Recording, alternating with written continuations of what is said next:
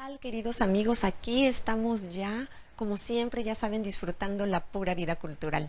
Y el día de hoy, pues en honor a estas celebraciones que tenemos por la Semana Santa, quiero hacer referencia a uno de los grandes artistas y mejor conocido como el hombre universal, que es Leonardo da Vinci. Y me gustaría empezar hablando de todo lo que es el Renacimiento, el cómo se ha dado cada una de las muestras y de las obras más representativas que él ha hecho, y cerrar nuestro programa, por supuesto, considerando la misma celebración religiosa que se tiene el día de hoy, con la pintura de la Última Cena, con algunos detalles que los van a sorprender. Entonces, si les parece bien, amigos, bueno, comuníquense con nosotros, pero además quiero iniciar el día de hoy con una gráfica que nos sirve muy bien como mapa conceptual para entender todo el concepto de Renacimiento. Entonces se los voy a ir explicando. Pueden observar que el Renacimiento no fue únicamente un estilo artístico como muchas personas creen, sino que en realidad fue un movimiento inicialmente italiano que se basó en la búsqueda de la belleza, pero fue principalmente centrado en el individuo, y que además pues ellos buscaban y apreciaban la belleza de la naturaleza basándose en las reglas establecidas del arte clásico propiamente grecorromano, porque pues se encuentran en Roma en este momento, finales del siglo XV, principios del siglo XVI. Sin embargo, pues se basan más que nada en los griegos, por eso se le llama Renacimiento, que es un renacer de la cultura. El Renacimiento, como pueden ver ustedes en la gráfica, se divide en 400 y 500. En el 400 se da finales del siglo XV, estamos hablando aproximadamente de 1474 en adelante, y se da principalmente en Florencia. Hay una gran prosperidad económica y surgen estos personajes que son extremadamente interesantes, denominados mecenas. Los mecenas son los patrocinadores. Ellos, pues lo que hacían era pagar a los artistas su estancia, sus estudios, para que ellos, los artistas, pudieran desarrollar su trabajo sin esta clase de presiones y lo hicieran por encargo. Uno de los grandes mecenas fue precisamente Lorenzo de Medici, o Lorenzo el Magnífico, quien vivió en Florencia, por supuesto, y quien patrocinó al gran pintor, arquitecto, escultor Miguel Ángel. En otro programa me gustaría hablarles específicamente de Miguel Ángel y de la Capilla Sixtina, pero bueno, lo haremos posteriormente. Les decía entonces que el 400 se da en el siglo XV y en Florencia, y destacan, aquí es otro detalle interesante, el nombramiento de lo que se consideran las bellas artes, que es la arquitectura, la escultura y la pintura.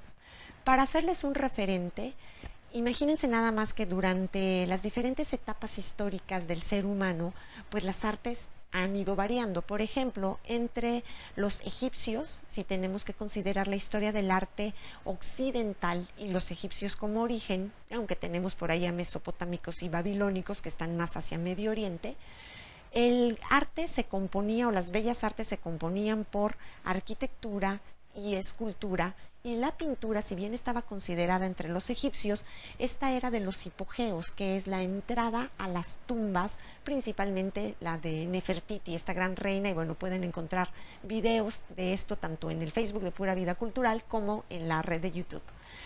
Otro punto importante es cuando pasamos a Grecia, lo que destaca es la arquitectura y la escultura. La pintura no es considerada una de las grandes artes, sino que esta es únicamente como un complemento decorativo en vasos, ánforas, vasijas y platones. No por ello deja de ser bella y trascendente, pero no es considerada una de las artes, sino que de las artes o bellas artes es el teatro y propiamente la tragedia.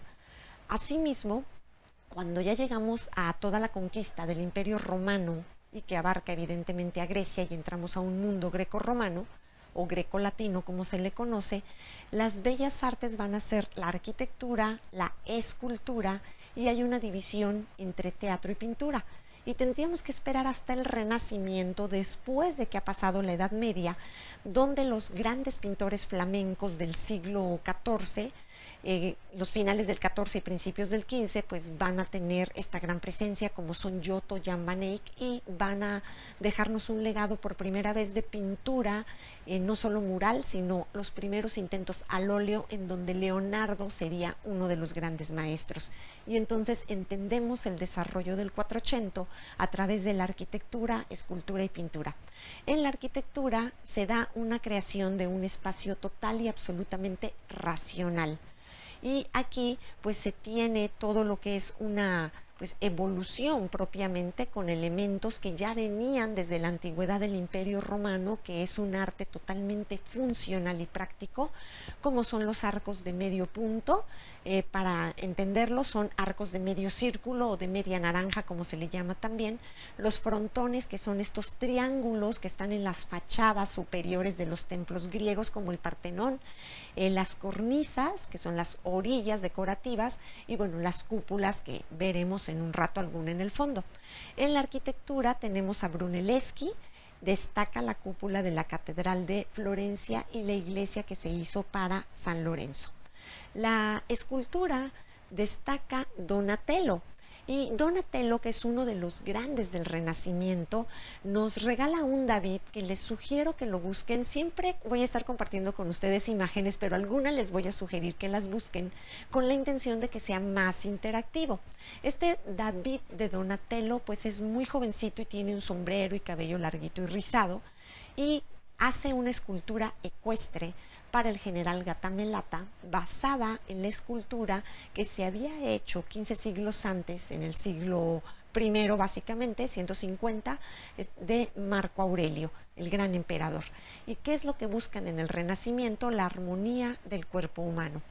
En la pintura tenemos a Masaccio, tenemos a Piero della Francesca, al gran Botticelli, que nos legó, nos regaló a la historia del arte la primavera y el nacimiento de Venus. Y había un gran dominio del espacio, y por primera vez, y esto quiero aclararlo porque mucha gente dice es que a Leonardo le debemos la perspectiva. No, a Leonardo le debemos el perfeccionamiento del trabajo de perspectiva, pero ya existía un poco de la misma desde los griegos, un poco con los romanos y en la Edad Media, y sobre todo con los anteriores a ellos, estos pintores flamencos que les mencioné, iniciando con Giotto y con Jan van Eyck, que nuevamente se los menciono. De Botticelli destaca en este Quattrocento la primavera y el nacimiento de Venus, que es bellísimo.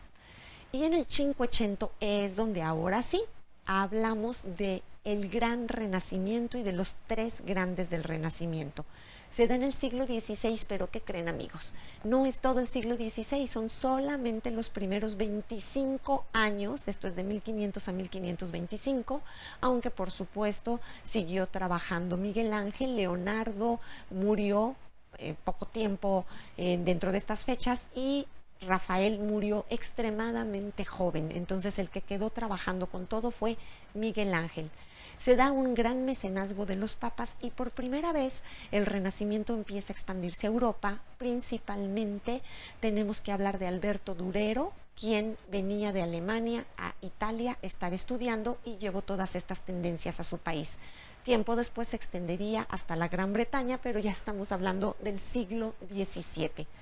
En el Cinquecento, la arquitectura pues nos regaló a grandes exponentes como fueron Bramante, a quien le debemos la cúpula, bueno, no la cúpula, sino toda la construcción y el desarrollo de la Basílica de San Pedro en el Vaticano, que el día de hoy es la imagen que estaremos utilizando de fondo, entonces podrán verla. Y Miguel Ángel.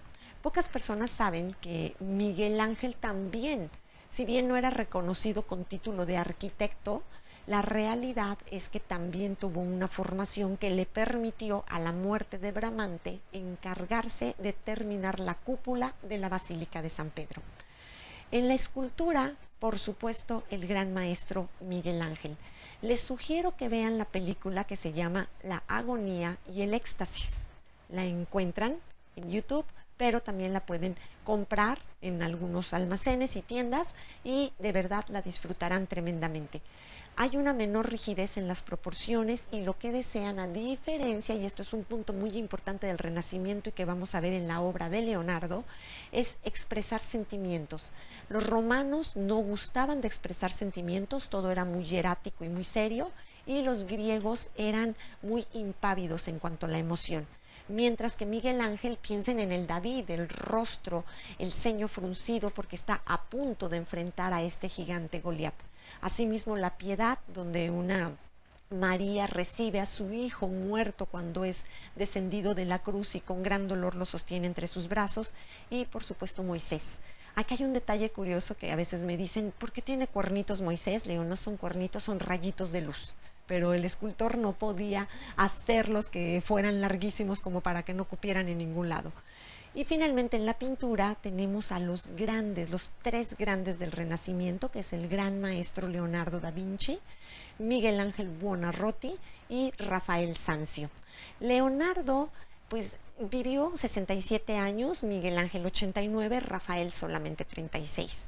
Y algo muy interesante es que en su momento se creía que había como un pique o un enfrentamiento, si quieren verlo coloquialmente, entre Leonardo y Miguel Ángel, pero esto no ocurría en realidad.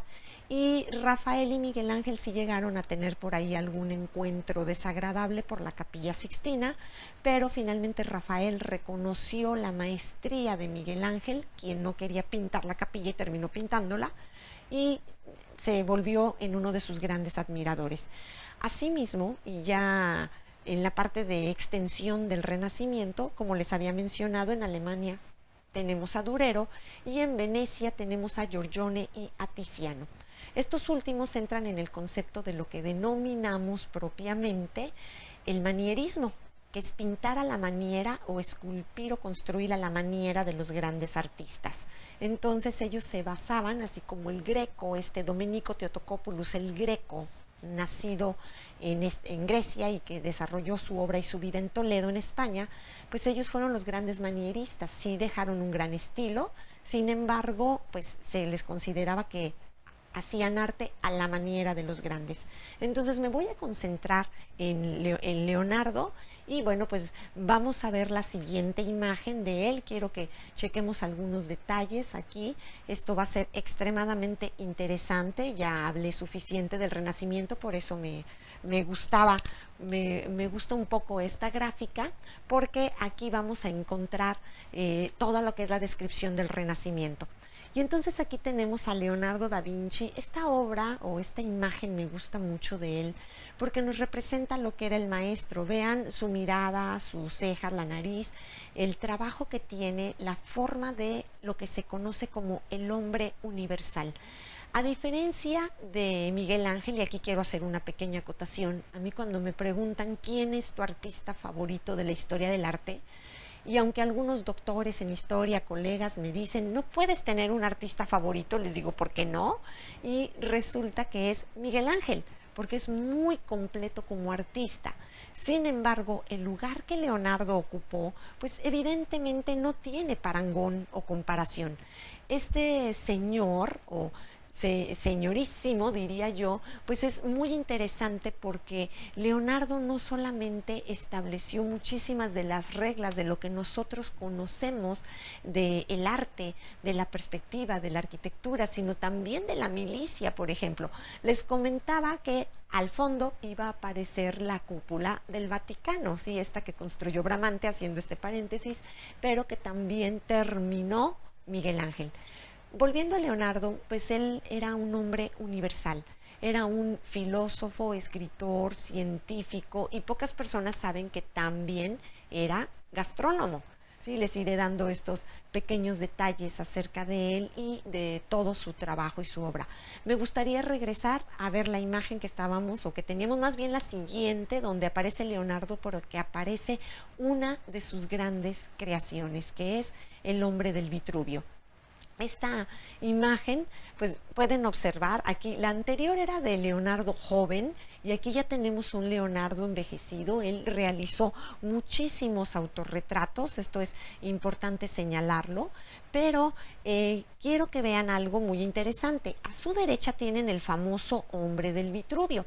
Pues resulta que esta imagen, muchas personas piensan que es exclusivamente de Leonardo, pero él la hace en honor a, a Vitruvio, que fue este arquitecto del siglo I.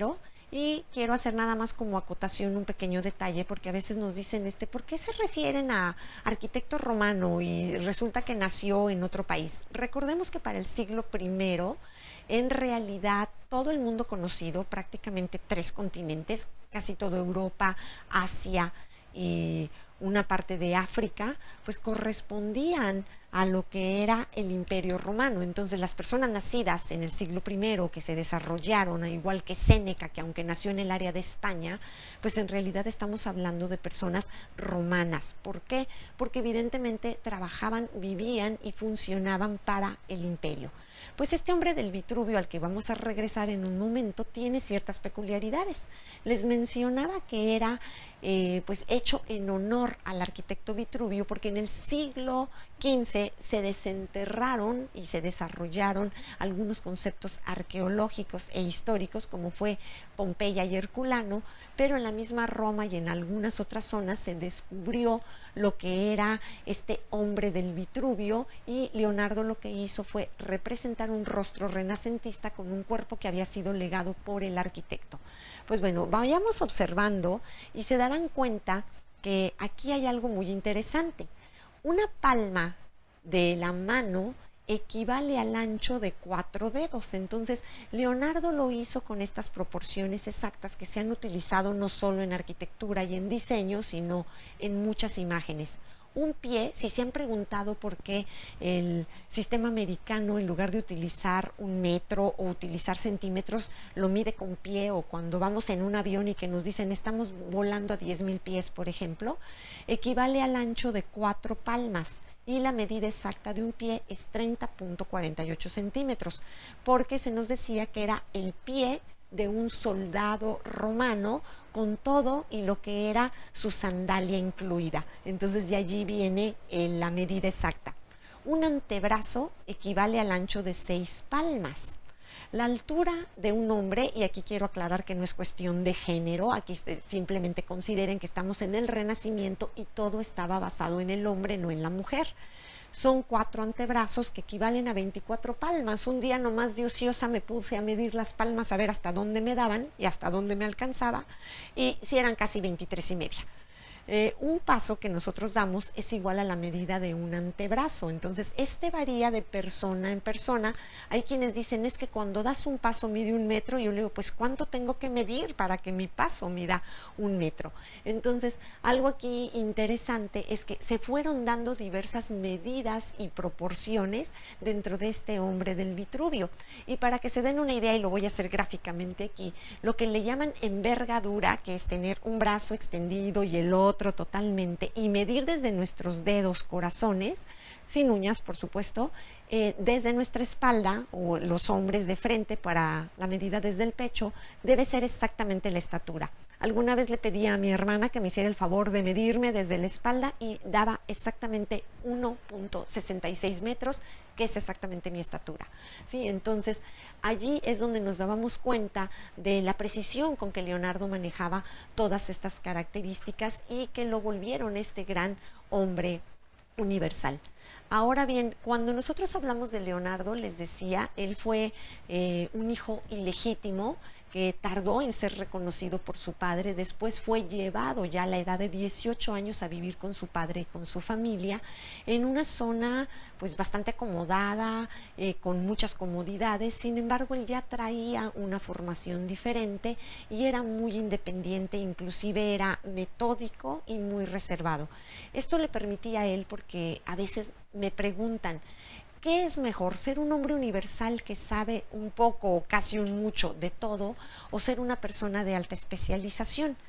He encontrado ambas respuestas aceptables, porque en algunas ocasiones yo le digo, bueno, puedes saber prácticamente todo de algo, pero nada de mucho, y a mí me parece que se pierde como ser humano la oportunidad de verdaderamente aprender. O puedes saber un poquitito de muchas cosas, pero el problema es que si no te especializas en algo en particular, pues tampoco tienes un expertise o tampoco tienes una experiencia y un desempeño suficientemente bueno, pues como para que te tomen en serio en algo. Entonces, creo que debemos en el siglo XXI y sobre todo con la tecnología, como esto que estamos haciendo ahora aquí en Expert TV Woman, el aprovechar, el especializarnos en algo, pero no perder la oportunidad de hacer muchísimas cosas más. Creo que eso es lo que nos da el bienestar integral y la oportunidad de ser mejores seres humanos y pues aprovechar la inteligencia que nos ha sido dada. Asimismo, y como vamos a ver en la siguiente imagen, sí, tenemos que Leonardo pues estuvo trabajando de una manera muy particular en diversos desarrollos y diversas ideas. Y esta, bueno, pues es una primicia, quizá muchos de ustedes ni siquiera estén enterados de ello. Apenas la semana pasada la BBC lanzó esto y lo hizo el día martes, o sea, les estoy hablando de hace 9 días que se hizo este desarrollo o descubrimiento. Pues esto demostró, es el estudio de la primera obra de Leonardo da Vinci que confirmó que efectivamente el gran maestro era ambidiestro.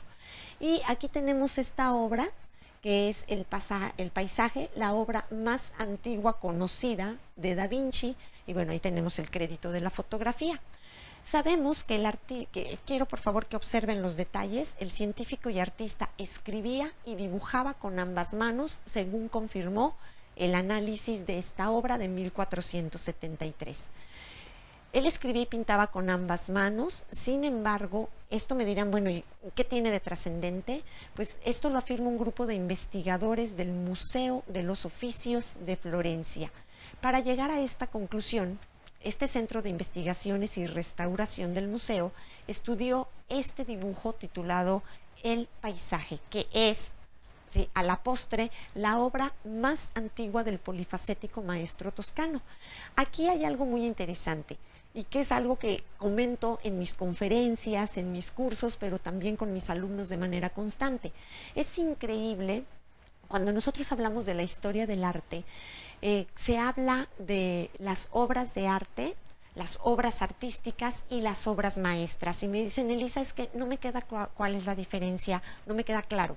Le digo, mira, la obra artística es aquella que no se considera una pieza de arte tal cual, pero que tiene elementos reconocidos dentro de alguna tendencia y técnica del arte, como puede ser un buen óleo, un temple o puede ser un grabado, incluso hoy día con las técnicas contemporáneas, bueno, una buena fotografía, por ejemplo, no alcanza el nivel de arte tanto por el creador como por el grupo de críticos e historiadores que la validan como obra, pero está utilizando elementos artísticos, que es lo que me pasaba en la carrera de diseño gráfico, que había algunos profesores que decían es que los diseñadores gráficos son artistas, y yo difería de este concepto porque le decía es que el arte también parte, si bien de una comercialización, de una pieza única para que se considere obra de arte. Y cuando a mí un cliente me encarga un logotipo, quiero que me expliques, profesor, por qué ese logotipo, según tú, es una obra de arte, cuando es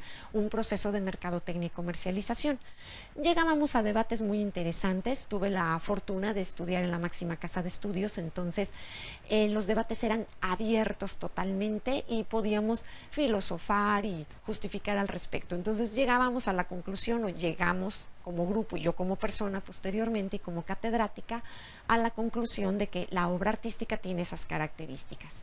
La obra de arte ya pertenece a un artista reconocido o que se ha conocido en su época. Muchos de ellos no fueron tan reconocidos como son ahora porque en el siglo XIX, digamos que se hizo toda una reestructuración del arte.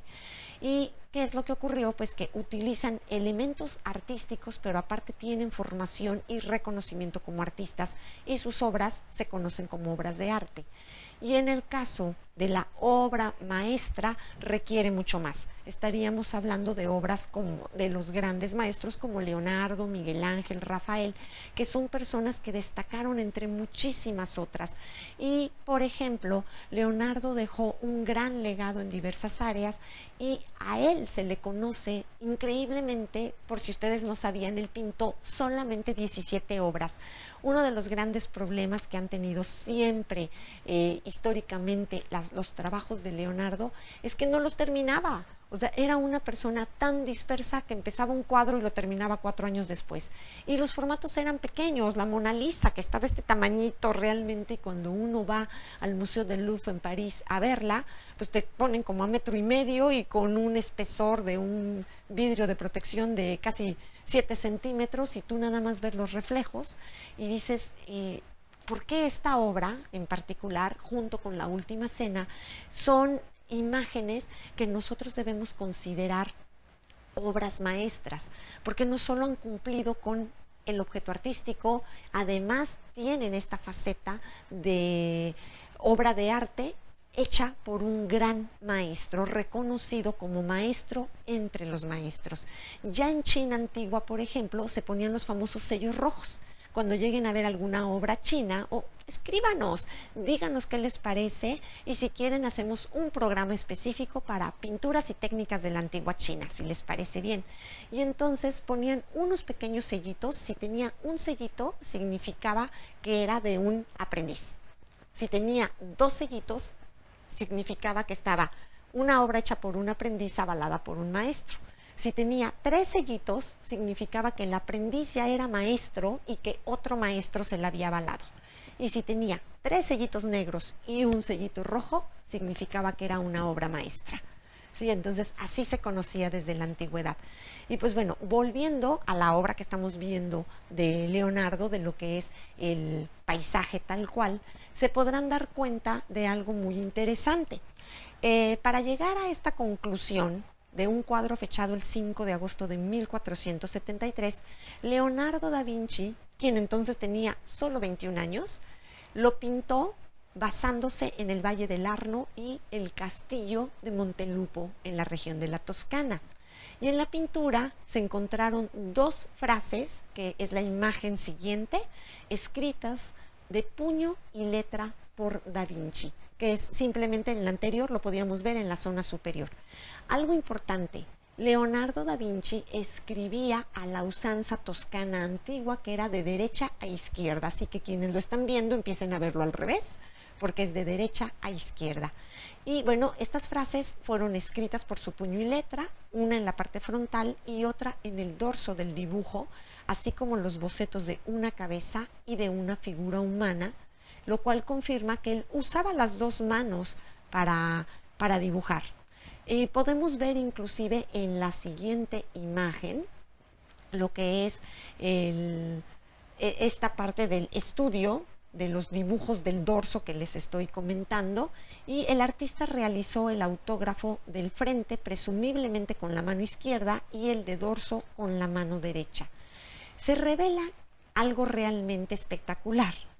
Da Vinci trabajaba con ambas manos al mismo tiempo, ¿sí? Y no solo con la mano izquierda. Esto lo explicó, y hay que darle honor a quien honor merece, Eike Schmidt, que es el director del Museo Florentino, en este comunicado que acaba de dar a conocer hace 9 días la BBC de Londres. Entonces tenemos noticias muy frescas, amigos, aquí en Expert TV Woman. Las personas ambidiestras son muy raras. Y algo importante es que en realidad se sabe que Leonardo da Vinci era zurdo, pero al igual que en muchas ocasiones, y esto sigue existiendo en algunos poblados de nuestro país y de algunos otros poblados europeos, se creía que los niños zurdos eran niños del demonio, ¿sí? Y por eso se habla mucho de hacer algo a diestra y siniestra. Te levantaste con el pie izquierdo y significa que nos va mal. Entonces, por tradición tenemos estas ideas. Hoy día está científicamente comprobado que los niños o niñas zurdos o zurdas poseen un nivel de inteligencia más elevado. Es un hecho que ser ambidiestro es muy difícil. Si te te lleva un gran sacrificio. Yo he hecho muchos ejercicios con el uso de ambas manos, pero jamás las dos al mismo tiempo. Cuando estaba estudiando caligrafía en la carrera, en las materias de tipografía, pues nos ponían a hacer los ejercicios, así como gusanitos en un pentagrama cuando uno es niño para empezar a escribir y a aflojar la mano. Sin embargo, la calidad no es exactamente la misma. Si tengo capacidad para dibujar con la mano izquierda, no al mismo tiempo que la derecha, son ejercicios que se hacen en la carrera, pero no tendría ni de manera alguna para decirles tengo esta capacidad. Son muy pocas personas, Leonardo, una de ellas. Y bueno, si regresamos a la imagen anterior, podremos ver aquí algunos detalles dentro de esta descripción visual. Algunas partes se ven como más borrosas, es porque ha pasado el dibujo de un lado a otro. Y bueno, a él se nos dice que nació zurdo, pero que desde edad muy temprana lo obligaron a escribir con la mano derecha. Él dice, bueno, este investigador que les mencioné, que además de ahondar en la historia de este paisaje, pues se tienen los trazos de tinta, por eso vemos estas transparencias. Leonardo empleó una pluma metálica con tinta a base de cobre y carbón. Y para la base del dibujo, pueden ustedes observar, utilizó un calco en papel translúcido, que es lo que están viendo precisamente en sus pantallas, para diseñar con precisión el horizonte, mientras que la vegetación, las montañas y los ríos estaban como a mano alzada. Entonces, mano alzada es cuando nosotros dibujamos sin recargar la palma o alguna parte del antebrazo, recargarlo en alguna mesa o en alguna superficie. Y ahora sabemos que trabajó con ambas manos, no solo con su famosa mano izquierda, y que además representó dos momentos diferentes en esta obra. Y bueno, pues este año, y esto es súper interesante porque estamos a punto de la gran celebración, bueno, no debería ser celebración, en realidad conmemoración del 500 aniversario de la muerte de Leonardo da Vinci, que se suscitó en Francia el 2 de mayo de 1519. Hace 500 años nos dejó este gran maestro y bueno, pues podemos observar estos detalles. Ahora bien, podemos también ver en la siguiente imagen, ¿sí?, algo muy interesante, ¿sí?, que es precisamente el gran trabajo de la Última Cena. Antes de continuar con esta imagen, les quiero contar algunos detalles de la misma, porque con esta es con la que voy a cerrar. Y entonces, en la Última Cena tenemos allí algunos debates al respecto, tanto religiosos como filosóficos, que nos señalan que esta obra que hizo Leonardo, pues representó no solo un gran reto para él, sino que se dio cuenta que había cometido un error garrafal. La obra se mantiene hoy día gracias, valga la cacofonía, al mantenimiento constante que se le da. Pero cuando uno quiere visitarla, yo cuando tuve la oportunidad de visitarla la perdí porque compras los boletos con mucho tiempo de anticipación y un día antes, ya sea en mi caso que se compró por medio de una agencia, le avisan a la agencia la confirmación de si puedes o no entrar, dependiendo el clima, dependiendo la humedad y cómo se encuentra la sala. Si esta rebasa las condiciones en las que las visitas de los seres humanos pongan en riesgo la temperatura en la que se encuentra, entonces cancelan la visita. Y a nosotros nos avisaron la noche anterior que la visita se había cancelado, pero que no nos preocupáramos, que guardáramos nuestro boleto y que sería útil en cualquier otro momento y solamente teníamos que avisar con un mes de antelación. Evidentemente, le dije en un mes no voy a estar en Italia, muchísimas gracias, pero allí tengo guardado mi boleto para cuando regrese a verla. La mala noticia, amigos, esto no nos va a gustar, se cree que hacia el año 2085 estará completamente desaparecida. Lo que yo les presenté en la imagen y que lo vamos a volver a presentar es algo de lo que se cree como era. En la realidad está casi borrada la obra. Leonardo se dio cuenta que este fresco que él utilizó no había tenido suficiente fijación y secado, y antes de su propia muerte ya presentaba deterioro, y aunque él lo retocaba, tiempo después no se permite hoy día estar haciendo todos estos retoques, porque muchas personas me dicen, Elisa, ¿y por qué no lo retocan? Tan sencillo, pues si ya está allí. En realidad, en la parte de abajo, pues se tiene un acceso a una puerta y unas ventanas que hoy día están clausuradas, pero que hay algo interesante, dado que es patrimonio cultural de la humanidad, cuando las grandes obras se preservan o se reconocen de esta manera, no pueden ser retocadas porque entonces ya no es la obra original. Y si no es la obra original, entonces no es patrimonio cultural de la humanidad. Yo sé que de repente parece absurdo porque me dicen, se va a perder, en algunos años no vamos a tener capacidad de verla. Por fortuna se están haciendo réplicas, al igual que ocurrió con la Capilla Sixtina, que ahorita anda dándole vueltas a México, así que no se la pierdan. No sé exactamente en este momento en qué estado está, pero va a andar 9 años, ya lleva casi 2, dándole vueltas a todo México.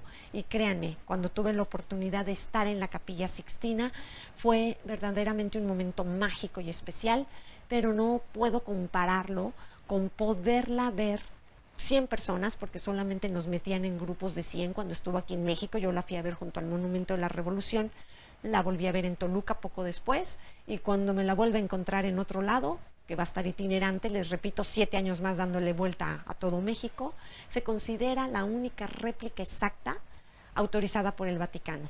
Y se está trabajando para hacer réplicas exactas de la Última Cena también. ¿Sí? Entonces, antes de que se pierda, no hay que perder, valga la cacofonía, esta oportunidad. Y bueno, pues si volvemos a la imagen que estábamos viendo de la Última Cena, algo muy interesante, pueden ustedes observar lo que es el número 12, que son los apóstoles. Hay quienes aseguran que no podemos aseverar que allí estuvieran presentes los 12 apóstoles. Por supuesto, no pretendo de ninguna manera entrar en un debate de carácter religioso, simplemente estamos haciendo un análisis histórico, y hay quienes aseguran que en el espacio vacío a la derecha de Jesucristo no tiene justificación alguna, y en algunas obras, sobre todo en la original, como se va borrando y lo que hacen es subir la temperatura y la humedad para que se preserve lo más posible, ha aparecido una mancha. Hay quienes aseguran que esa mancha era María Magdalena y que tiempo después fue borrada de ahí, pues bueno, por ser considerada el que su trayectoria o conocimiento como prostituta pues no la ponía en una validez de encontrarse a la derecha de Jesucristo en la Última Cena. Y esto pues evidentemente iba a traer algunos problemas de reconocimiento. Se nos dice también, y esto hay que siempre tenerlo en consideración, y sigamos viendo la imagen, que hay que tener en cuenta que Da Vinci pintaba para la iglesia y que no se podía permitir ciertas libertades creativas. Por mucho que él conociera la verdad de los hechos, porque le habían acusado de herejía, y además no solo lo habían acusado de herejía, sino que también un gran escándalo que nunca se logró demostrar es que lo habían acusado de homosexualidad, y lo cual estaba penadísimo en la Iglesia Católica. Sin embargo, su trabajo era tan bueno, realmente tan bueno, y como nunca le pudieron demostrar, porque como decimos coloquialmente, no lo agarraron en el acto, sino que había suposiciones y había quienes juraban que habían visto algo, pero cuando se manda la persona que pudiera verificar todo esto, no pudo decir de propia voz, jurando ante Dios y ante la Biblia, a mí me consta haberlo visto en acciones antinatura, como se han tipificado bíblicamente, pues evidentemente se le tuvo que dar el perdón, no sin antes darle pues una amenaza de excomunión. Asimismo, pues esta imagen, como les decía, pues no permitía que se diera ciertas licencias creativas. Por aquí tenemos pues estos libros de Dan Brown, del Código Da Vinci, por ejemplo, que si bien son novelas y tienen ficción, pues el hecho es que también estaríamos hablando de obras escritas, en este caso de literatura, que tratan de develar un gran misterio que ha permanecido oculto durante 500 años. Y bueno, volviendo a la imagen, vamos a empezar a ver algunos de los detalles, y tenemos a los apóstoles, porque parece que están como que platicando, discutiendo. Hay quienes dicen que es el momento en que Jesús les ha anunciado que uno de ellos lo ha vendido, y pues todos están diciendo no es posible, mientras que también les anuncia que Pedro específicamente lo negará 3 veces, cosa que finalmente ocurrió. Pues aquí hay líneas visuales, por ejemplo, si nosotros vemos a Jesucristo, pues está formando un triángulo muy marcado, igual que los tres personajes que están a su derecha o a la izquierda de su pantalla, mientras que del lado derecho se está formando un cuadro y después un rectángulo. Hay quienes aseguran, ¿sí?, que esto está formando en realidad, que es uno de los códigos ocultos, una M, ¿sí?, formando desde Jesús en el centro, formando un triángulo, y a su derecha o nuestra izquierda se forma otro triángulo, y que esto es una M que significaría María, pero que si vemos ambos lados, en realidad hay otra M, o sea, otra línea que formaría como una M y sería María Magdalena. La mayoría de los libros de historia nos dicen que la escena refleja este momento exacto donde Jesús, como les mencioné, les dijo: en verdad os digo que uno de vosotros me traicionará, ¿sí? Y esto está mencionado en Mateo 26. Jesús ocupa entonces el centro de la escena, como pueden ver, y a sus lados existe un equilibrio con 6 discípulos. Si nos fijamos bien, ¿sí?, pues se forman como 4 grupos, 3 a la extrema izquierda, 3 a la izquierda, 3 a la extrema derecha y 3 a la derecha de Jesús. Y se nos dice también que él forma un triángulo equilátero, que significa equilibrio, majestuosidad, y el triángulo donde reside pues formaría el ojo de Dios. Y el número 3, que es el triángulo, representa también a la Trinidad, cuerpo, mente y espíritu, y a la religiosa, Padre, Hijo y Espíritu Santo, reforzado con las 3 ventanas del fondo, ¿sí?, que iluminan la parte central donde se encuentra Jesús. Aquí estamos hablando de, a la derecha de Jesús está Juan, ¿sí?, que hay quienes dicen que en realidad es María Magdalena, está Judas y Pedro. Y ya en el extremo de su derecha tenemos Andrés, Santiago y Bartolomé. A la izquierda está Santiago el Mayor, Tomás y Felipe, y en el otro extremo, conversando, más bien discutiendo, está Mateo, Tadeo y Simón. Pues, ¿qué les parece, amigos? Quiero que veamos la siguiente, porque les tengo aquí una gran sorpresa que pocas personas conocen. Pues se nos dice de manera muy particular, y hay un libro estupendo que les sugiero muchísimo, lo pueden conseguir en diversas librerías, y viene hasta con un CD de regalo. Les voy a estar subiendo este archivo a nuestro Facebook. Por cuestiones de derechos de autor, no podemos compartir un video, porque podríamos borrar el video por lo mismo. Sin embargo, les sugiero que en YouTube busquen La melodía oculta en la última cena, pues el investigador, ¿sí?, autorizado por el Vaticano, que es Giovanni Maria Pala, escribe un libro que se llama La música escondida, y es la existencia o la misteriosa develación después de 500 años. Recuerden que estamos hablando, y aquí lo pueden ver en su pantalla, de la lectura de derecha a izquierda. Tenemos un pentagrama y tenemos allí las notas musicales. Esto, pues sabemos que el arte está lleno de misterios, sabemos que Leonardo dejó muchos códigos, tanto en los ojos de la Mona Lisa como el famoso Código Da Vinci, con diferentes obras. Y si revisamos de las más reveladoras, destaca esta, que es La última cena. Gracias al Código Da Vinci descubrimos la teoría de María Magdalena, que pudo haber sido representada en ella, pero también hay esta melodía oculta del gran músico italiano que les mencioné, Giovanni Maria Pala, que tras observar La última cena se dio cuenta que los panes y las manos estaban en realidad formando una partitura, descubriendo que las posiciones de las hogazas de pan y las manos de todos los apóstoles bien podrían ser notas musicales que formaban una melodía. Les estaremos compartiendo en las redes sociales, tanto de Pura Vida Cultural como de Lisa González, la composición que está en YouTube. ¿sí? O trataremos de subir la que tenemos completa, esperando que no tengamos problemas de derechos de autor, ¿sí? Cuando este músico italiano, perdón, Giovanni Maria Pala, invirtió el orden de la partitura y la leyó de derecha a izquierda, como lo hacía Leonardo, encontró una melodía con cierto ritmo, donde las notas, donde todo tenía una vigencia y una duración específica. Y como todos los misterios, pues realmente nunca sabremos si Leonardo da Vinci realmente pretendió, valga la redundancia, esconder esta melodía o si simplemente es una interpretación rebuscada de nuestra época. Pero hay quienes preguntan, ¿qué importa? Hay mucho que estudiar. Lo curioso es que sí forma una melodía que tendremos la oportunidad de escuchar. Y hay un mensaje, una frase escrita en hebreo antiguo que a su vez ocultaba una figura que era como un círculo en el que las imágenes se transformaban en sonidos y los sonidos nuevamente en imágenes.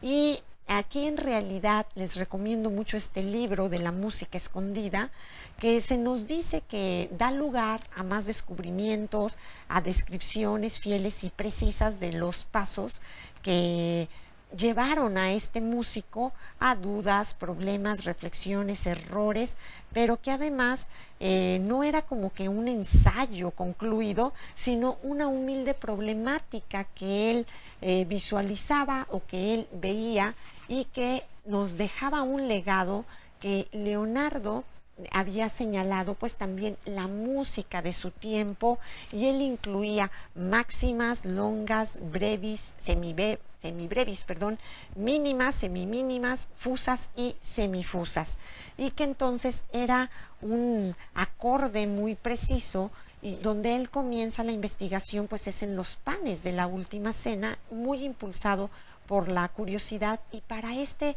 músico e investigador del Vaticano, pues Leonardo es un desafío personal, es un juego a la interpretación. Y luego vienen las líneas y los panes, que para él son unas primeras intuiciones. Y una extraña coincidencia pues es que la mayor parte de los panes están representados en la mesa. Me gustaría, si es posible, volver a la imagen anterior, al fin que este pentagrama ya lo vimos, y hablemos específicamente. Vean los panes y están acomodados de una manera muy peculiar, a una distancia muy específica de los apóstoles, y sus dimensiones son similares entre todos los que están representados en la mesa. Y cuando se pusieron estas líneas verticales para el pentagrama, todos estaban perfectamente en una línea que representaba la nota musical. Y entonces se hace un análisis del mantel. Y bueno, esta es una representación. Con esto hablamos del cierre ya de la partitura, y todo sostenía el artista de que se convergía en todos los saberes. Después hizo ya finalmente la relación entre panes y manos, y esto nos llevó básicamente a esta comprensión. Pues, ¿qué les parece, amigos? ¿Qué les ha parecido este programa? Quiero terminar pues agradeciendo, como siempre, a Expert TV Woman, que nos ofrece este espacio para poder convivir con ustedes. Y escríbanos, denos sus comentarios y también sugerencias acerca de temas o invitados que les gustaría estar acá. Comuníquense con nosotros e invítense, y aquí los estaremos esperando. Y pues bueno, les recuerdo que soy su amiga Elisa González y soy Pura Vida Cultural.